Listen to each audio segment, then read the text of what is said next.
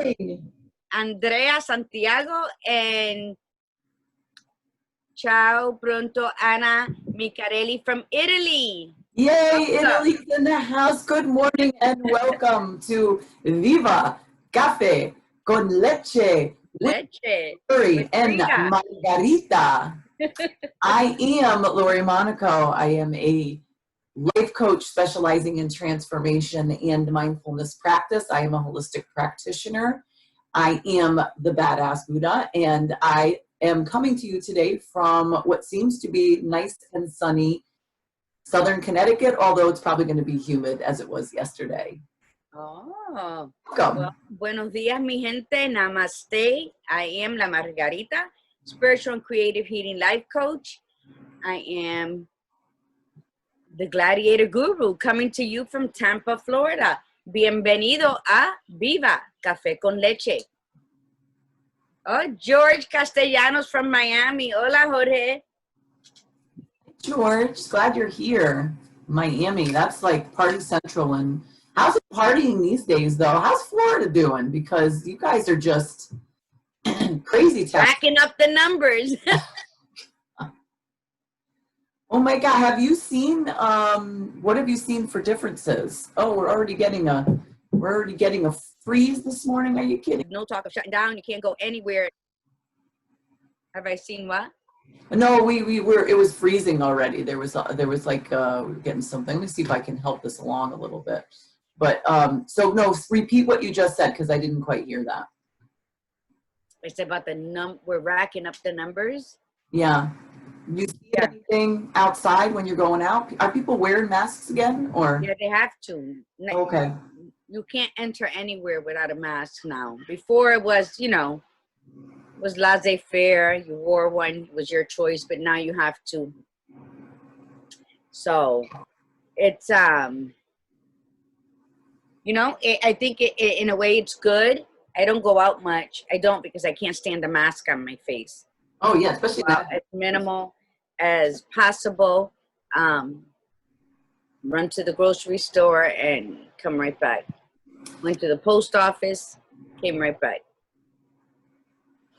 I really have no thing. I have Mateo and I have my mom, that they're very vulnerable, more so than me. So, no. Yeah, and what's interesting? The last couple of days, I have found myself when I'm going somewhere, like I don't put the mask on until I get into the store. Yes. It's too hot. Plus, you're outside and you're spaced out from people. But I've been forgetting. Like I'm walking into the store and just like I'm back into mode again. And I know it has to do with the fact that I just really don't like wearing the mask either. And so many people don't.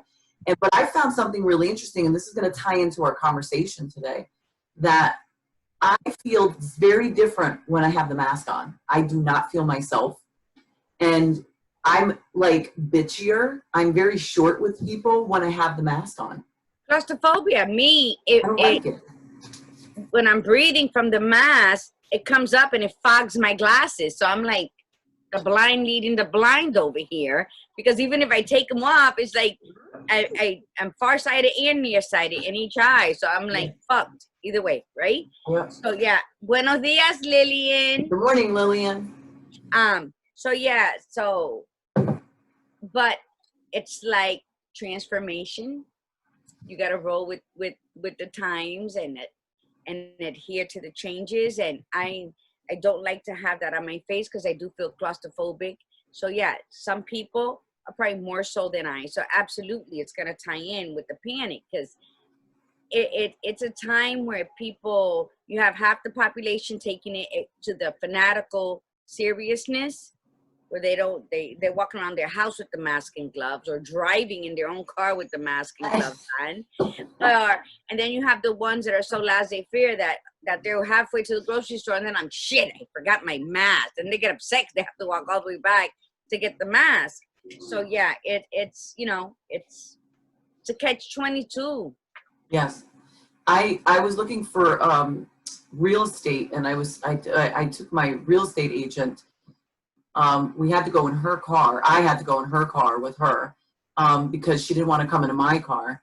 and she's very vulnerable because she's just been finishing treatment for cancer. And I adore her. I'm friends with her. I've known her for years. I think about 16 years I've known her. So, and a couple of the places that we went to were so far away, like they were about a good hour drive. And I had the gloves on and the mask the whole drive. And oh my God, I'm serious. Like it totally affects my personality. I was in such a bad mood. By the time we got to the first location, I was already cranky then, but calmed down when we looked at the place. It was nice. Then we get in the car, we drive another like 30 minutes to another because it was kind of spread out. And each one I would get crankier and crankier. And by the end of the day, like I literally wasn't even talking on the drive home. We had like an hour drive home and I'm just not even talking anymore. I was tired of like having to yell through the mask to talk. And she was in the back seat because again, she just wanted to keep that distance because she was afraid, and I don't blame her. But so why the hell didn't you go in separate cars? She's really weak to drive. Oh. Yeah, so I didn't want her driving. You know, she's just practicing just enough for the people that she knows or has worked with before. She's not getting any new clients. So I did it as a fruit because she's my friend. So yeah, she's just not strong enough to. If it was a local thing, that'd be one thing. We just meet, you know, I just meet her there. But because we were driving so far, and I just didn't want her. She gets very tired. But anyway, so listen, before we start our conversation, let's do our spiel. Today's Tuesday. Let's talk about our coffee. Let's talk about our challenge. And I want to go first today because I'm still drinking my Door County coffee. And I do want to give them a shout out because I got to tell you that I have fallen in love with this coffee. Today I am drinking chocolate raspberry truffle. And Door County, I think, is out of Wisconsin. So thank you for your coffee because the Wilson family, apparently, it's a family company. And it's so good. Like, in fact, last night, it was like 9 o'clock at night. I thought of you. I was in such a mood to have a cup of coffee. I was like, I kept walking by where I keep the coffee and I kept smelling the bags of coffee and I'm going, oh my God, I just want to have a cup of coffee right now. But I talked myself out of it because then knowing me, I wouldn't fall asleep. But so that's what I'm drinking today. I'll probably keep drinking it until I find other coffees to put in sporadically or run out. And I'm using my love mug today. Oh, that's good. I'm drinking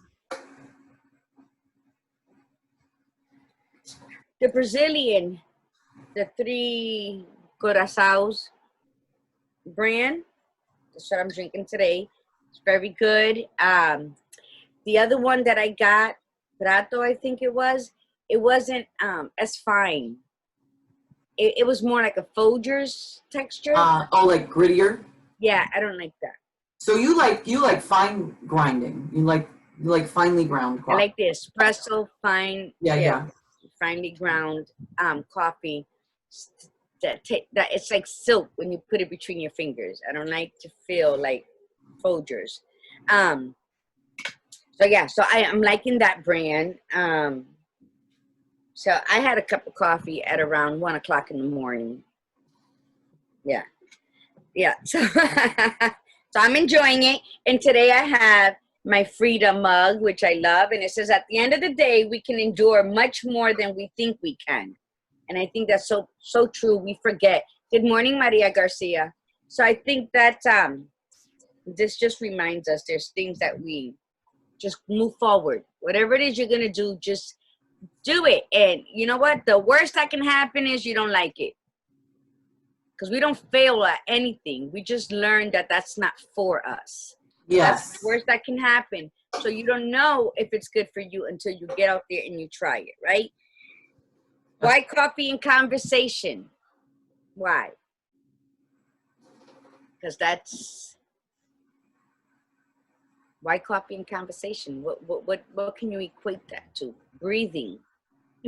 Breathing, right? Connecting. It's snuggling up on a cold night with the nice warm blanket. It's peanut butter and jelly. You know, you can't have one without the other. You know, coffee to me, it's inspirational. It inspires us coffee lovers, right? To see the beauty of the day, the magnificence of our spirit, and the magic in all things you. You have that first cup of coffee, your Wonder Woman, Superman, and Batman all rolled into one. It's like, bring it. You got this. There's nothing you're unstoppable, right? It sets the mood for your day so that you can be an inspiration to the reflection in the mirror. And then make it your purpose to spread love and laughter and glitter. Spread it like slut magic. Just throw it out there. Be the fairy of the day. Let's set our intentions for today. So close your eyes, Lori. Everyone listening, close your eyes. Feel your breath. Smile. And allow yourself to feel the tickles of your spirit rise from within. That is the beauty of your day. Let's begin it. Breathe. And smile. Smiling is so powerful. Okay, you can open your eyes. Smiling is so powerful, right? Like when you could be in a bad mood and you have to call somewhere, and the minute they answer the phone, you smile just so that you don't sound rude. And it's just like the sound of your voice comes out differently. When you're calling somewhere, you could tell if the person's miserable, having a hard day or not, because normally they'll be like, hi, thank you for calling. How may I help you? Like, you can see their smile through the phone. That's how powerful it is. So when we do that for other people, let's learn to do it for ourselves every morning. Just close your eyes and feel the rhythm of your breath and smile. And then when you smile, you can feel, the cells come alive in your body. And allow that to tickle your spirit to set the mode for the day. So no matter what happens, you're going to smile through all the little things, all the taking off your mask. Smile that you wore the mask and you took it off, so you're a champion of the day, right? So that just practice that every morning. Practice it while you're drinking your first cup of café con leche. It's that simple. Smile under the mask, too. Yeah. I have to do it. I want to point something out that it just dawned on me as I was watching you speak before, that I love the fact that you always have a pen in your hand while you're talking, which is so indicative of the fact that you're a writer. And you look like a maestro. You literally look like you're conducting when you are speaking. And I'm looking at you, like observing you, and I'm going, that is actually pretty cool. You're like this, and with a pen, you know. I'm like, oh my God, that's fantastic. And it's like a fantastic way to look at it, considering the fact that you are a writer. And it's like when somebody is in charge of a symphony. So for you, it's like words are a symphony, and you're controlling them with every swoosh of your wand, of your whatever the stick is called, wands. I don't know what the hell the stick is called, but you're in charge of that with your pen. So I just thought that I was just observing, going, oh my God, that's actually pretty cool to watch. Thank you. Another thing that I want to reach out and mention too is, because I really got to say this. Margarita and I have been on the Chirothin program that I offer through my business, and we have 2 more weeks to go. Basically, just a little bit, maybe it's just a little bit over 14 days to go.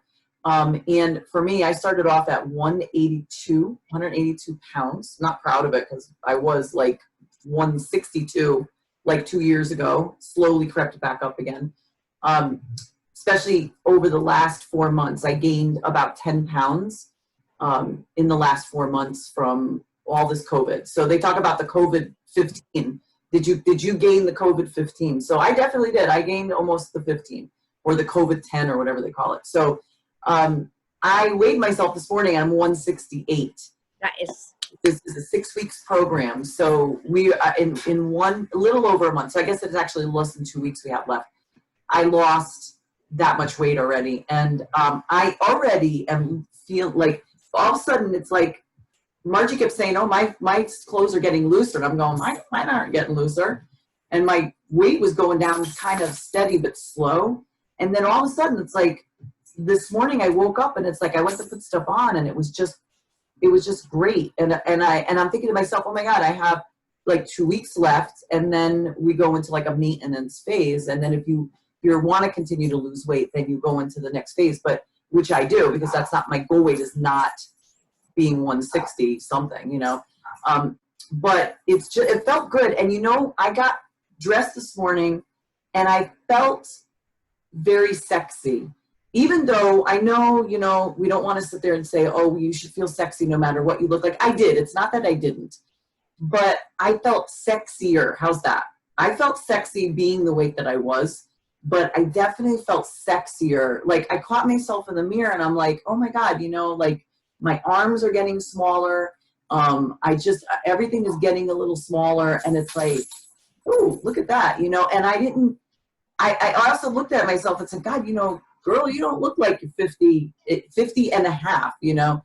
And that's what sometimes weight can do to us when we're not. And again, it's not a judgment. Some people love their weight and they like being that weight. For me, it was twofold, or three.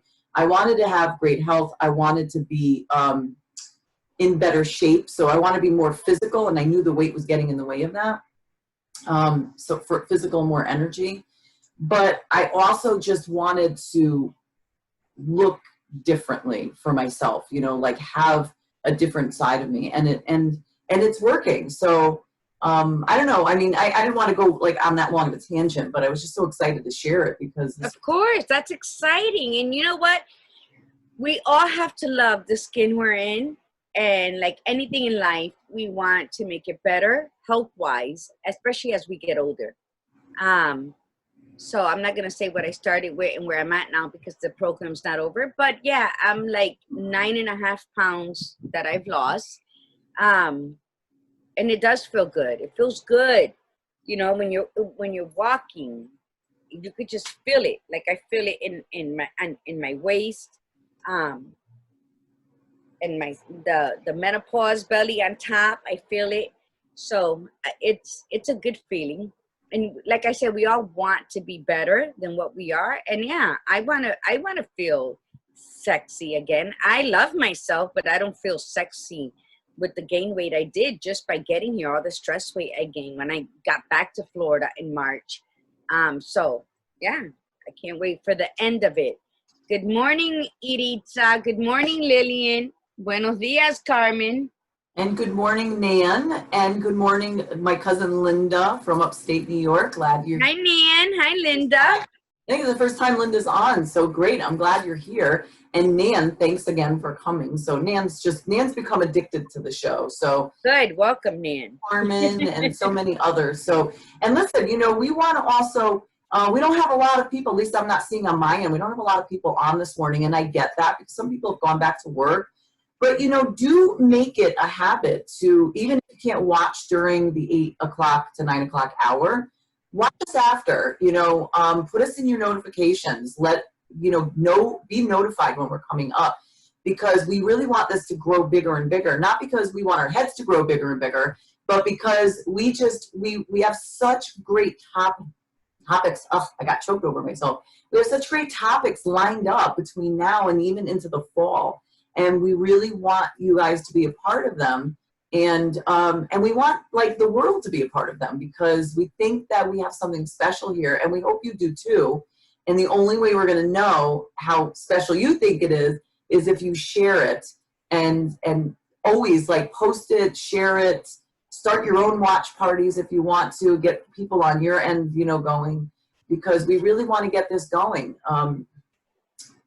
Okay. Yeah, we're doing the poll. And I got 2 mugs that I have to post. Iritza sent me 2. And I haven't, have you gotten any mugs? So remember, No. hashtag Taza de Café Challenge at hashtag Viva Cafe con Leche, because we're still doing that. And I think we're going to wait till the end of July, right? To pull who's posted the most mugs. And yeah, we keep kind of pushing it back a little bit, but the reason we keep pushing it back is just because we're trying to get our prizes together.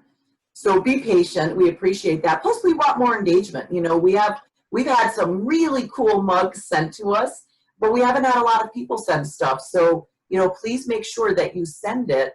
hashtag Taza de Cafe Challenge. You can also send a picture of yourself and just talk about you, like what makes you so fabulous. And you could send that to hashtag Viva Cafe con Leche, and reach out to us as often as you can, because we want to hear from you. Comment, even if it's after the broadcast, comment. We check the comments. Margie checks more than I do, so I have to give her kudos to that. So I apologize for that, but we do, right? So we want to, again, you know, if you have questions for us, you know, we're both coaches. We are both open to getting clients. So if you know anyone who needs stuff, you know, this is the time. Like, we're going to be talking, today's topic is panic versus peace. And we came up with this idea for this topic because of everything that's happened since the beginning of March. And we want to know where you are. As we're going through the conversation, as we talk, we want to know where you are. I have to tell you that for my business, I have a leads service where people reach out when they want to, you know, get coaching. And they don't just reach out to me, they'll reach out to me or other coaches. And man, I'll tell you, I kept getting all kinds of alerts saying so-and-so is interested in life coaching. So-and-so is interested in life coaching. So many in this time period, because people were panicking and looking for peace. And it's not over yet. In fact, we just hit, I just saw something, I keep saying, I'm sorry. I just saw a post on the internet. San Diego and Los Angeles County schools have already said they're doing 100% virtual school for the fall.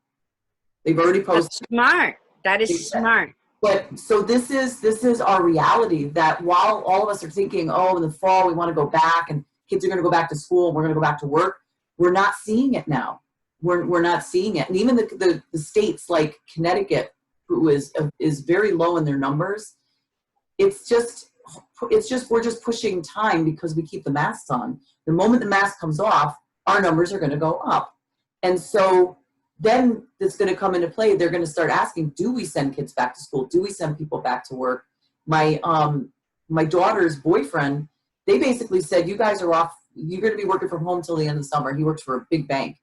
And then they'll let them know. And he's an IT guy, so he's fine with that. But they are not even giving them, like, they're saying, we're just going to go the rest of the summer, and then we'll reevaluate it in September. So this is a good conversation, panic versus peace. I'm sorry, go ahead. No, I was listening because I'm so happy that California stood up, because you're not hearing that. People are still planning to send their kids to school because they're not hearing anything. But and then I look at them and I'm like, how are these people planning to send their kids to school in the fall when they're saying, when Fauci, what was that guy that, and others have said that we're going to get hit with another strain of this virus in the fall. And I feel bad for those freshman college students that are so excited to finally get away from home and live in a dorm. But you know what? It's really not worth it at this time. I would say, you know what? The virtuals worked.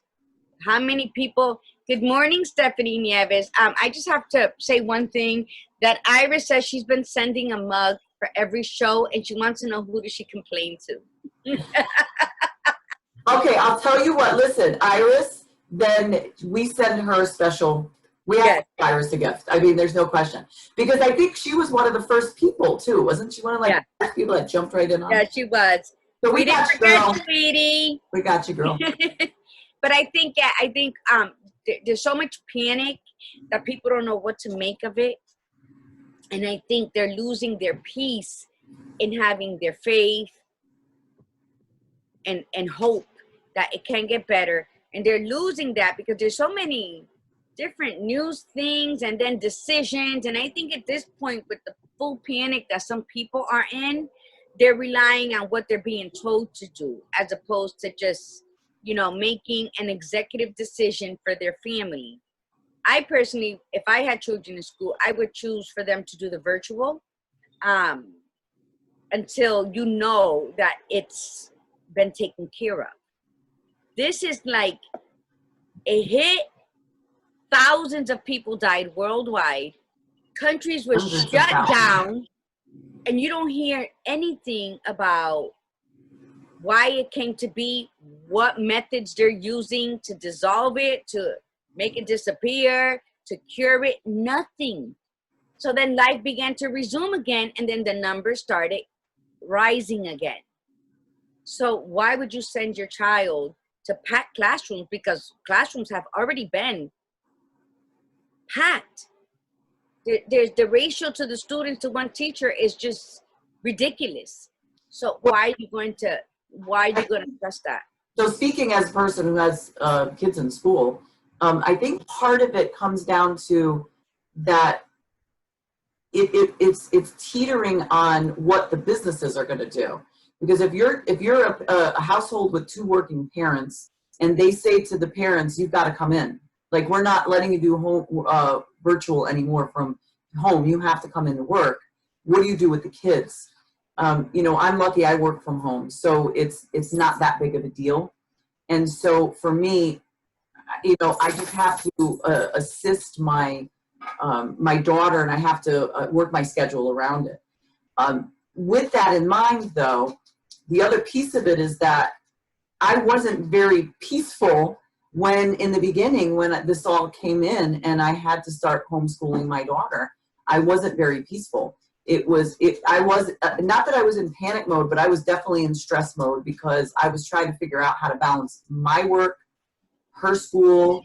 She didn't want to, you know, school. She didn't want to do that. So it added to the stress. And then I started to think, oh God, how long is this going to last? And I think a lot of parents are thinking in that way. And I think mentally and emotionally, I think they feel that the reason they might want to send back has to do more with, they just need some sort of normalcy. They need some sort of routine. They can't handle the taking care of the kids. Some kids did really well with the virtual learning, and some kids just did not. And some parents did well, and some parents didn't, you know. So I think that all of it comes down to the answers. Why aren't we sticking up? If a company's saying you need to come in now, why aren't we sticking up and saying, I'm not comfortable, I should have the right to choose to work from home, especially if I'm efficiently doing it. I have the right to decide if I'm going to keep my child home. All of it has to do with exactly our topic. So it has to do with, how are you feeling during this whole situation? Are you panicked? So are you coming from a stressed mindset, or are you coming from a peaceful mindset? So the questions that we came up with today: how did you handle the last 4 months? Did you panic? Did you find peace and solace? What did you learn from the last 4 months? But first, let's talk about the dynamics of panic and peace. And what did the panic look like? What did the peace look like? So, Margie, did you pull up something about the dynamics of, like, describing panic or peace? Well, the panic part, you know, when people get, I'm sorry, I have to stretch. My body is asking me to stretch. Ooh. You're like a kitty cat.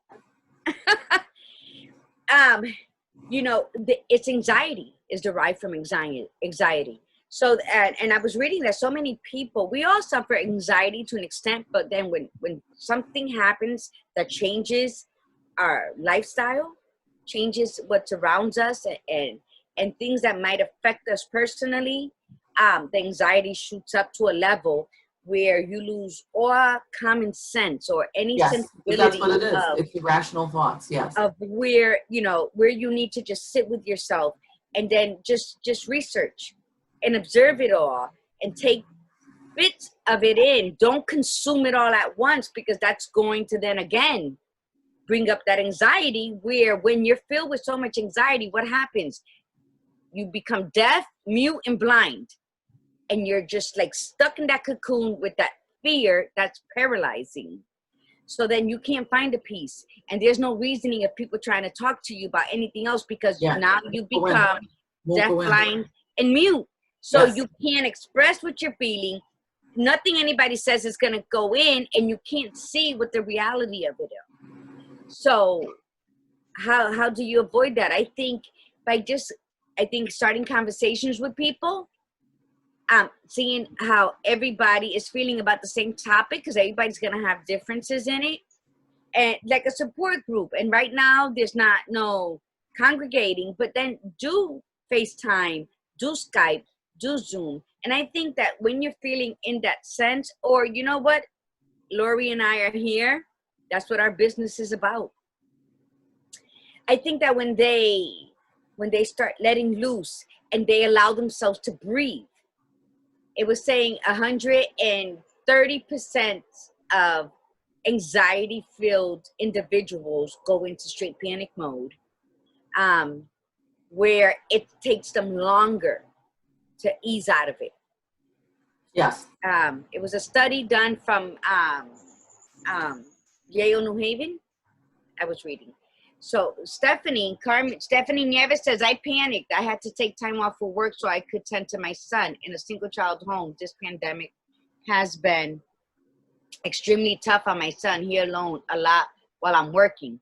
I feel horrible having to work all day to provide. Yeah, so you see, there's no person who has a right to be panicked and not. It doesn't matter if you have one child or 5 children. It's still the same effect. It's how am I going to care for my children, my child, to where they're comfortable until I figure out. My head code is getting better. How I'm going to handle my working from home and my leaving the home is a lot to take in. This panic versus peace in this time since March, that it's a longer process than a normal person suffering from anxiety, because there's so much that is unknown. There's so much. Our whole trajectory of life changed. There's no normalcy worldwide. This isn't a Well, you have to create, but that's the catch. You have to create the normalcy. But what I'm saying is right now we're talking about panic. Yeah. There's no normalcy. So we have to adapt, we have to adjust, we have to make changes, like some are severe. Some people will lose their job and they have to make like total life changes of how they're going to pay their bills now, how they're going to do this while being an attentive parent and protecting the family. So is it wrong? No. But when you're paralyzed by panic, it's going to take you a hell of a lot longer to find the peace within you, then within your immediate household, to then deal with the outside world. So you can talk about the peace. Any questions on the panic? The panic can come from anything. I don't have children in school. I don't have children home, but I am a caregiver to my mother.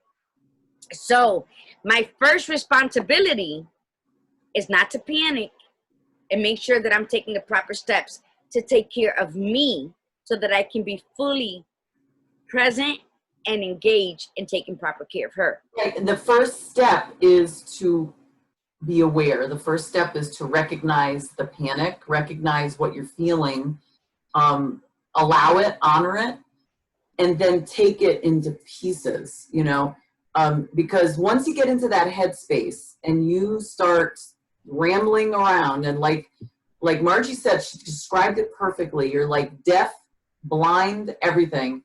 And you go inside and you just start throwing that story around, throwing those, and the more anxious you get, the more ridiculous the story becomes. You create a hell in your life, in your mind. Because that's what anxiety is. Anxiety is irrational thoughts followed by behaviors to control the irrationality. And for you, it might be very rational. To somebody you're telling, it's completely irrational. But in your headspace, it's very rational. And the more you do it, it's like a wind-up effect. The more anxious you get and more stressed out you get, it makes it tighter and tighter and tighter, and then it becomes much harder to break free from. So the first piece is acknowledging that you're having this anxiousness, the panic, being aware of what is causing it, and then this way you can take it into pieces, because sometimes it's not everything. No. For me, my panic, my anxiety that was kicking in the beginning of this completely stemmed around my daughter's schooling. And so that meant that I had to take that piece and figure it out. Otherwise, I would just keep going in this horrible cycle and just keep getting worse, knowing that I didn't know when it was going to end. So I had to do something about it. So you become aware first, and then you put it into pieces. Okay, what are the like small pieces, big pieces? What pieces can I work on first? You know, get rid of the smaller pieces first. And then it hinges a lot on self-care. Like, this is where you have to step up. If you're not a self-care person, hello, you've got to like start being, self-care is just, it's not a pampering, it's a necessity. You need it for you. So you've got to figure out the pieces that help you calm down, whatever that may be, even if it means just walking away sometimes. Guilt is another way of creating panic. So, right, who was it that you're saying that she said about leaving her child all day? Who said? Oh, Stephanie. Stephanie. So, and Stephanie's right. I mean, you know, it's like you leave your child and you're like, oh my gosh, you know, either you're home with them and you're trying to balance it, or you have to go to work and you left them and you're thinking, oh my God, what are they doing all day? It's like they must be bored. And so this hit people. It wasn't even just about the panic and anxiousness. People got depressed. So when we say panic versus peace, we also include that piece of it is the depressive piece. You know, how many, you know, evaluate yourself. Did you panic during this time, you know, off and on or consistently? But did you also get depressed? You know, were your kids depressed? I knew some kids that were depressed. They were just so not liking how everything was going. And they missed that social, even though they were socializing, they missed going to school. They missed, you know, some of the teenagers missed like being in that high school, you know, life. Some kids just missed seeing their teacher and just being in the classroom. Yes. So it's all ages. It affected all ages. So it does. But and when you become aware, but you have to see, Iris said that she came out of her deep depression. She woke up, she says, to this. So right now she's feeling like just go with the flow. Like it's crazy. She says it's crazy because she was like 2.5 years like in lockdown mental state of depression. And then she woke up to this and now she's like, shit, now she can handle anything, right? Oh my God, that's fantastic. To you, Doji. Hi, Mama. Doji, my cousin says, hola, chicks. And Yolanda, I love you too, girl. And but Wanda says hi. Wanda says good morning. And wait, before we leave Iris, because I wrote a note, Iris, send Iris a mug or gift card, because especially now, right? Because this is something to really celebrate, because aside from all your cup pictures, but really big. Yeah. This is great. Yeah, it is good. And you have to be aware. But I've come across people who have been so paralyzed by all of this that they don't know what to do. Yes. And I think that if you come across somebody who's like that, mi gente, who's listening, just reach out and just, you know what? If you have to offer to pray with them, if you have to ask if you can check on them every day at a certain time, then do it, because everybody has certain times a day where they feel the worst, right? But yeah, you have to become aware, Lori. You're absolutely right, and you have to separate things, and go. See, I'm the type of person that I put up a prayer. I'm like, Father God, this is what I'm going through. This is how I'm feeling. This Jesus, is what I take don't the wheel. need. So you know what? I leave it in your hands, and I go about my day. And to say that, it always brings me back to when Lillian and I were flying back from Hong Kong, and the plane was like just crazy. And Lillian reaches over. She's like, how could you be so calm? And I said, because I put it in prayer. I can't take it back.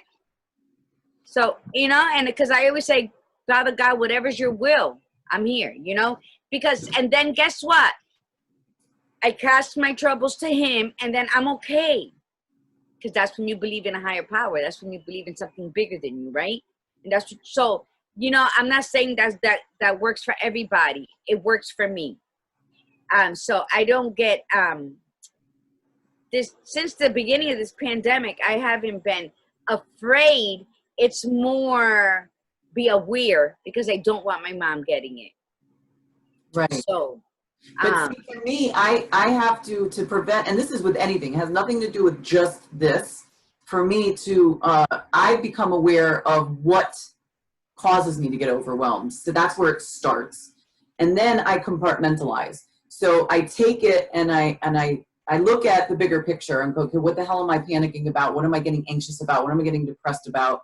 And then I start piecing it, because we have a tendency in our heads to just say, oh, it's everything. Well, what is stressing you? What is, oh, it's everything. My life is stress. Okay, but what pieces of your life? Everything.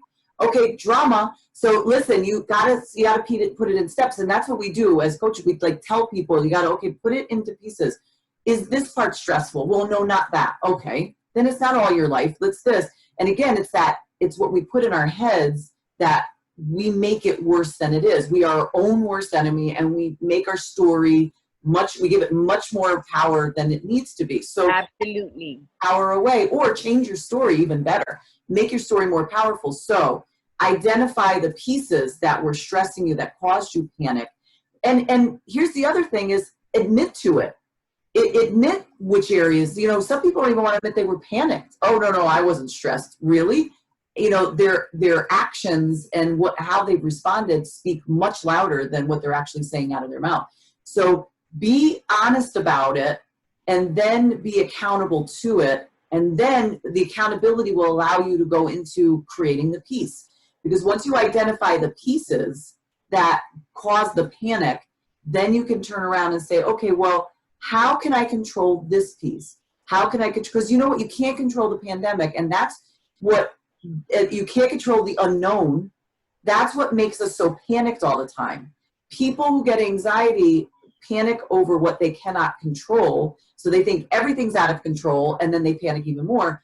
But you have pieces of your life that you can control. So what pieces can you control? And that's what I did with my daughter's school.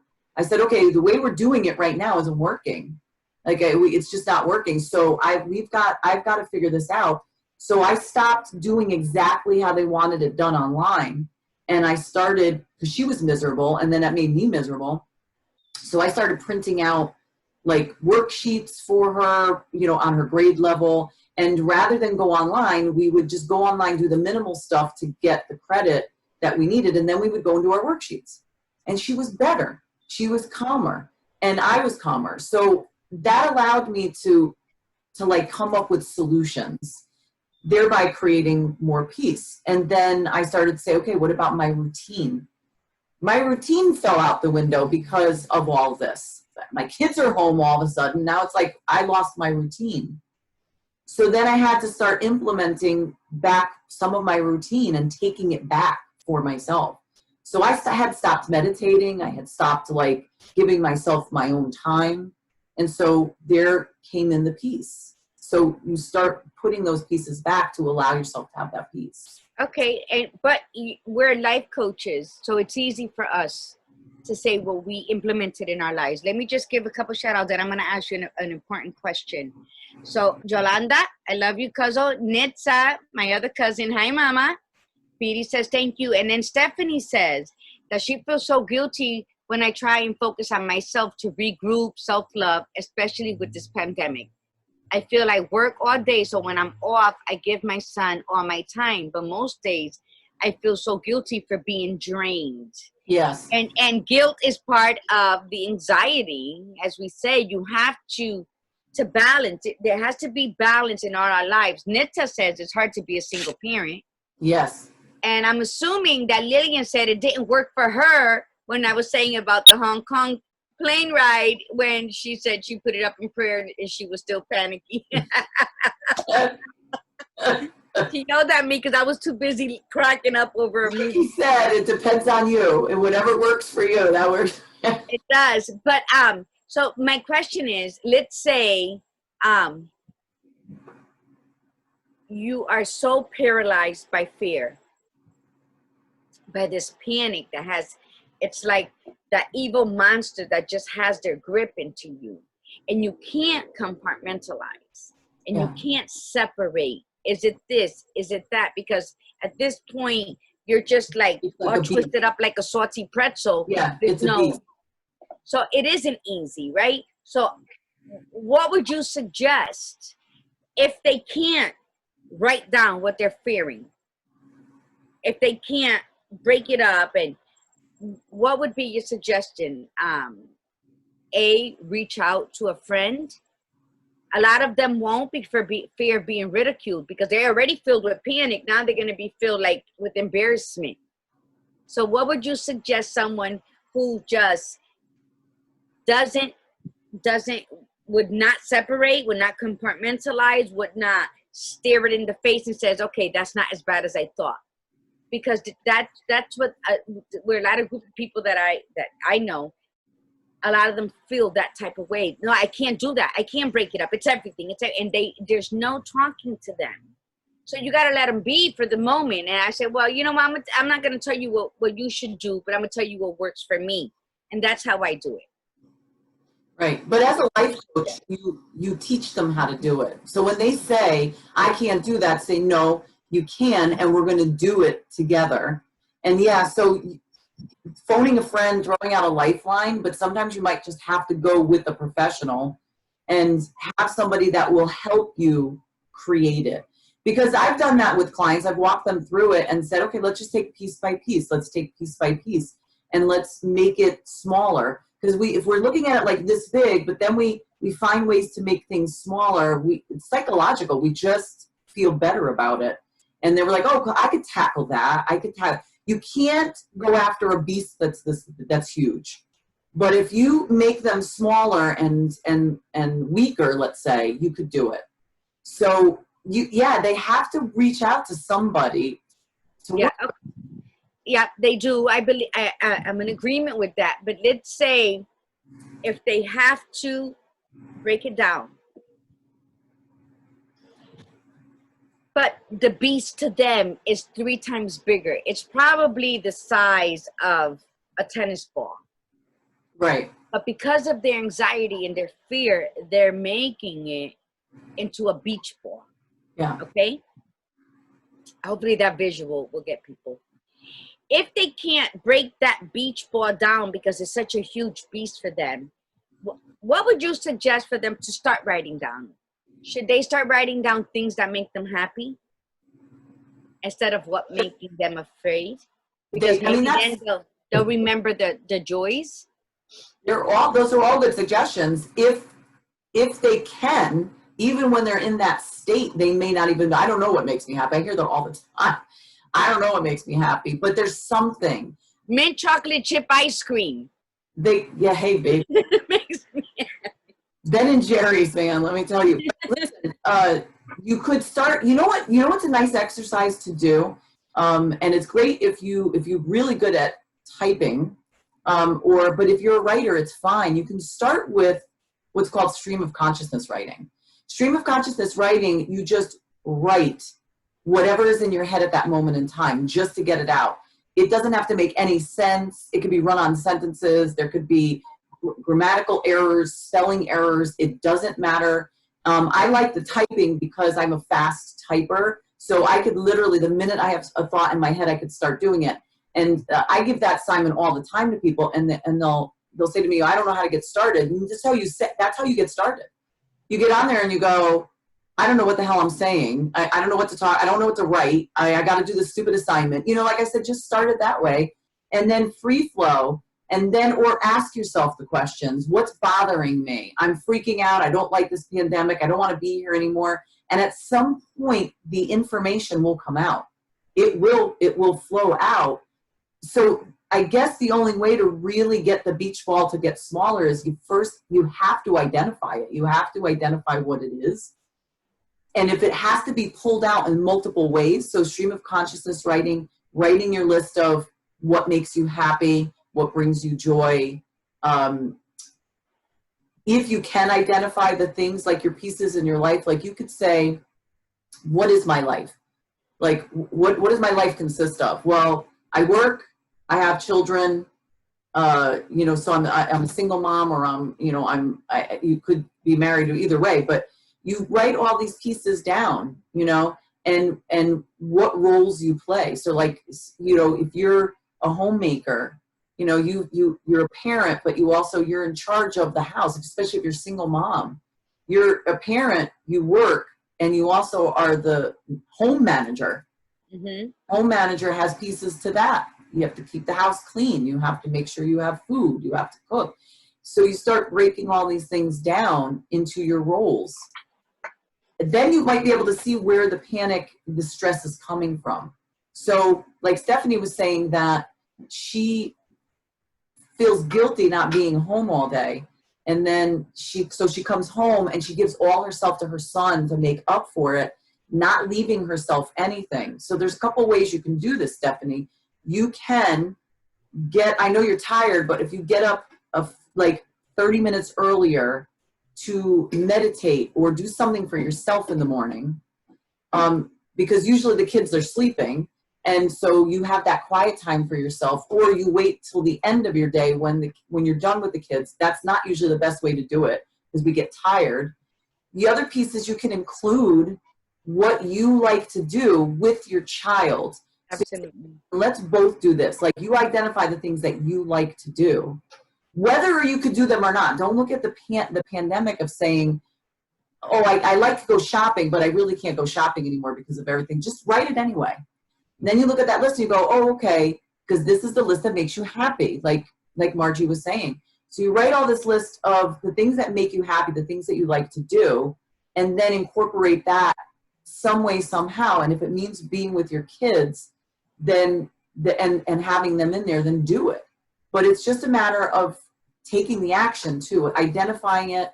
But you're right, Margie, if a person is at that space where they can't break it down, they're just in that panic mode, you know. You're right. I would say I'm so happy you said about the writing, and just write. Even say, I'm writing and I don't know what the hell I'm writing about because I'm not in the mood to write. But guess what?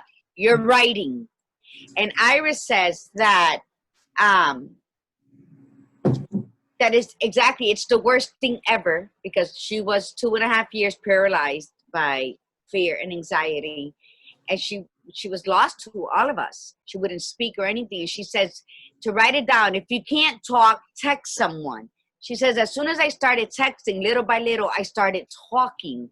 And I give thanks to a friend in my IOP program for doing that for me, and telling me it was okay not to talk till I was ready. And sometimes you don't need to voice out your fear and give it any more power, but write it. Even if you write it in a journal, even if you text it, if you email it to yourself, write yourself letters to your next year's personality.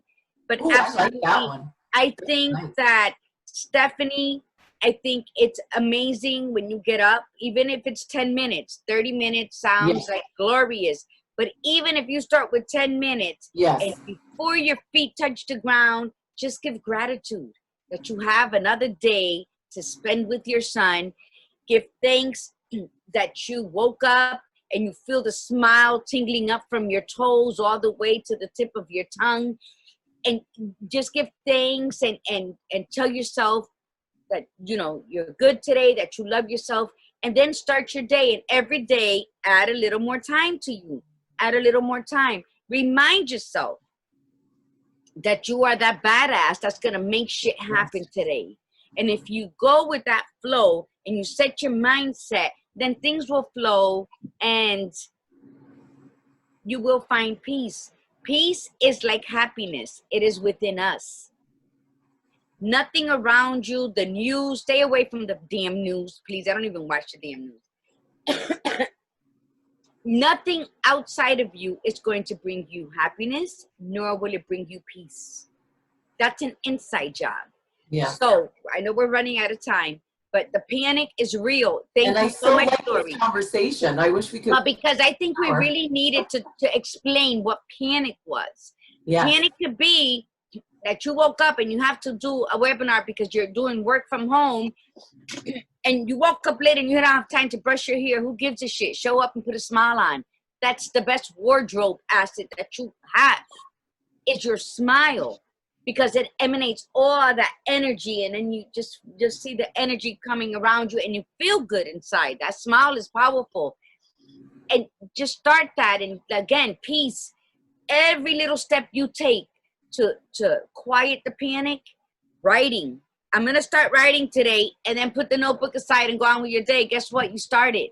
The next day, I did good yesterday by doing one line, put it aside. And before you know it, you're going to have a book written with panic stuff. So Lori, I thank you. I think that was the best piece that we could have given them today, is to grab that pen. I always have a pen in my hand because I'm always writing on everything. Maestro. Bill envelopes. It doesn't matter to me. I write. If I have a thought, I have pieces of paper all over the place. So Stephanie says she recently started her weight loss journey, and today I decided to go on a walk, and Benny came with me, and we talked, and I laughed. Definitely think this will be our new morning routine for us. It is walking is what brings me peace. I you know what? I'm always having a freaking parade in my head, and walking is the one thing that I go and it helps me compartmentalize, and my ideas just are born. They're brought forth just by walking. So yes, take Benny out for a while. You live like around the corner from Seaside Park. Go and enjoy that beauty. Good for you, Stephanie, and Iris. Good for you, Nitsa, all of you. I appreciate it. I think that we're gonna have to touch base on this going forward, Lori. Oh my gosh, I think so too. I feel so happy right now of having this conversation. I know. I'm almost sad that we didn't do a 2-part. I didn't think we could do a 2-part, but we should have done a 2-part for Thursday. And I do want to say one thing before we go, so we're going to go a little bit over time, is that just what Stephanie did by walking. See, here's the deal with panic. Because panic puts us into a very old element of survival mode. It's our stress response. So when you do that, you're only dealing with the stress. You're not doing what we do best as humans, is create. So it closes you off. And if you're dealing with an emergency, that's ideal. But if you're not dealing with an immediate emergency, that this is more long-term, it closes you off to creativity. So if you pull yourself and you learn to pull yourself and become more peaceful, the creative juices flow. So look at Stephanie. She said, I wanted to go for a walk. It was part of her weight loss thing that she wanted to do for herself, had her son go, and then all of a sudden, hey, this is wonderful. I think I like this as a routine. We could create this new routine. Now, this would have never been an idea had she not been on her weight loss journey, and then she decided, hey, my son is here. I want to spend time with him. Come out with me.